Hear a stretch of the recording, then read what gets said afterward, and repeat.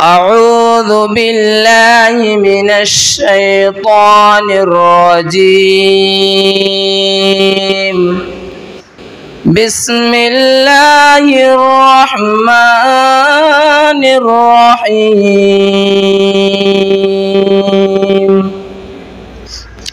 فإنكم وما تعبدون ما أنتم عليه بفاتنين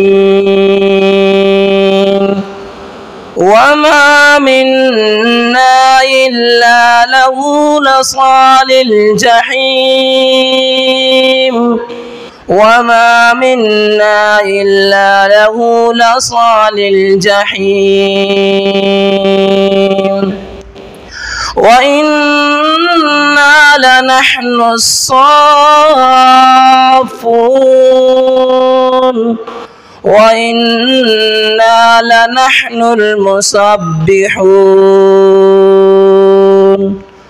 وإن كانوا ليقولون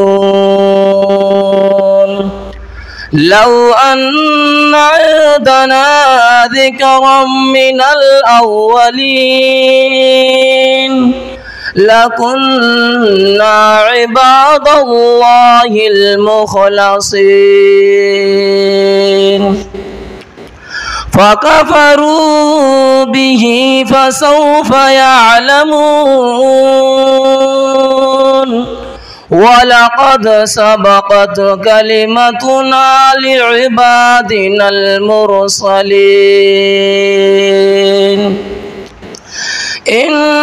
إنهم لصال الجحيم